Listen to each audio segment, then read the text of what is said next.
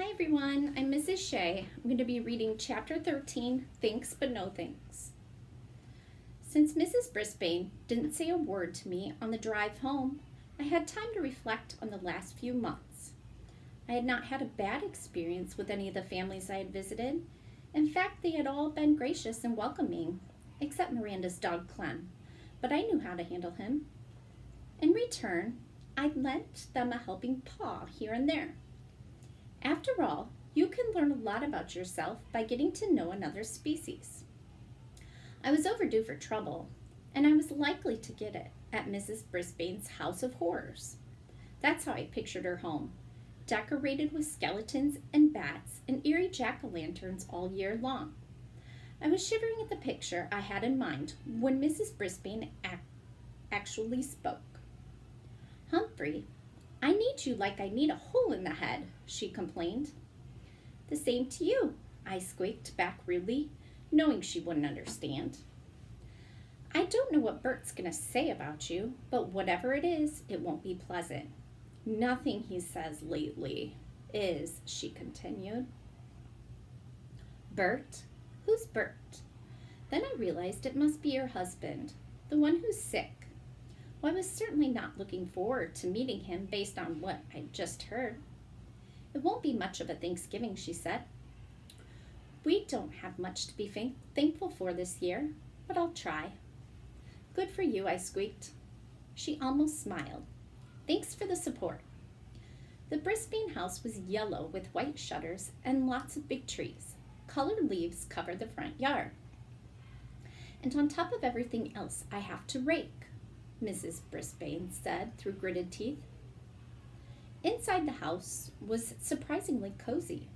Not a skeleton or a bat in sight. Lots of pretty pictures on the wall and some big yellow flowers and a vase on the table.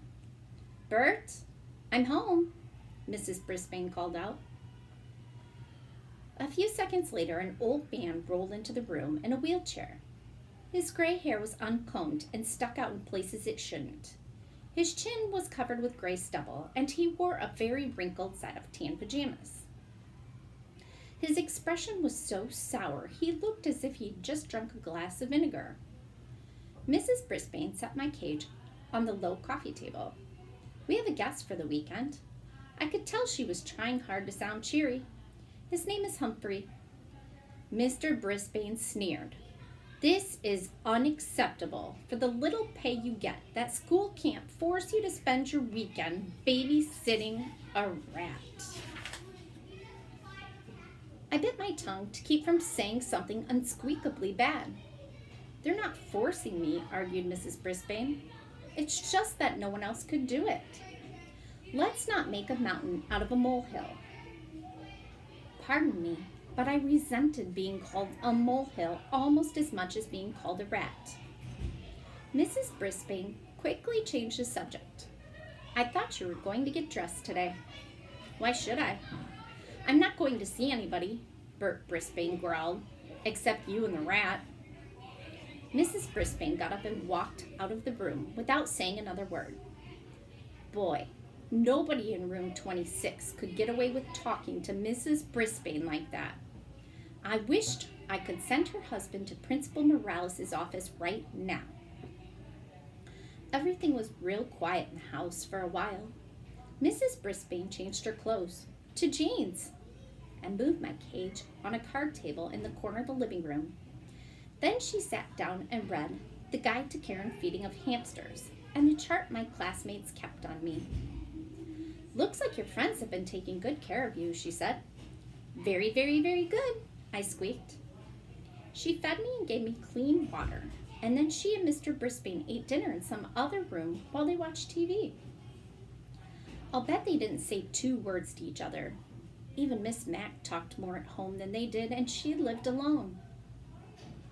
The next morning, Mrs. Brisbane was up very early, and soon the house smelled yummy.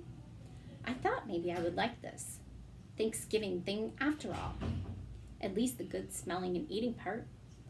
What I didn't like about Thanksgiving was Mr. Brisbane.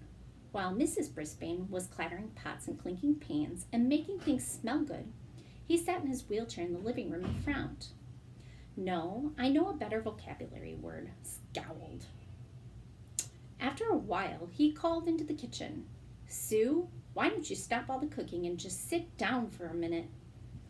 Mrs. Brisbane popped her head out the door and said it wouldn't be Thanksgiving without turkey and all the trimmings. Then Mr. Brisbane said he didn't have anything to be thankful for. Mrs. Brisbane went back in the kitchen and banged around some pots and pans again. That sour expression on the old man's face was starting to get to me, so I decided to take a little spin on my wheel. I really got that thing going at high speed. I was going so fast I couldn't even see whether Mr. Brisbane was smiling or frowning. Finally, Mrs. Brisbane came into the room to sit down. Would you look at Sue? Her husband asked. He does that all the time, she said. Just spinning his wheels like me, stuck in a cage and going nowhere. Mr. Brisbane's voice was so grim, I stopped spinning. Phew, I was a little dizzy. You're wrong, Bert, said Mrs. Brisbane. Humphrey's not stuck. He goes everywhere. Every weekend he goes to another house. He eats different foods. He gets out of the cage and he runs through mazes. Mrs. Murphy, please come to the office. Mrs. Murphy, please come to the office. He runs and jumps and climbs. You're the one spinning your wheels and going nowhere. You're stuck in a cage, but it's a cage you made. Well, you could have knocked me over with a feather when I heard Mrs. Brisbane talk that way. Mr. Brisbane was surprised too. Do you think I wanted that car to hit me? Do you think that was my choice? He asked. Of course not, Bert.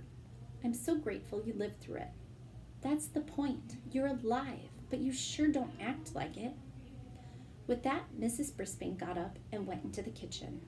Meanwhile, Mr. Brisbane scowled and frowned and glared at me. Finally, Mrs. Brisbane put food on the dining room table. I watched them eating their dinner from my vantage point on the table in the living room. They ate, but they didn't say much. The food is delicious, Mr. Brisbane finally said. That's the nicest thing I'd heard him say so far. Thank you, Mrs. Brisbane replied. There was silence for a while, then Mr. Brisbane said, Just think. Last year after Thanksgiving dinner, Jason and I threw the football around the backyard.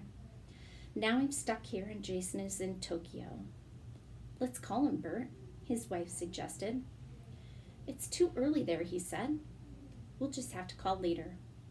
Football, Jason, Tokyo. You can learn a lot if you stop spinning and start listening.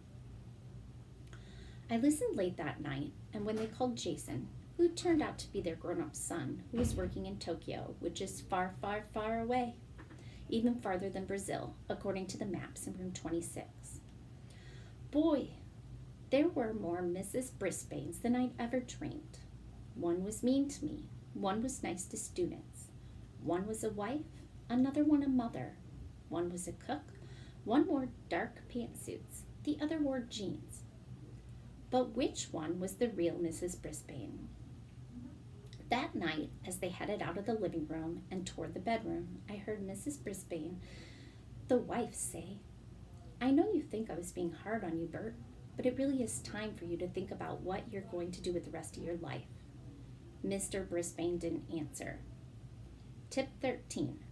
Remember, hamsters are very, very, very cautious.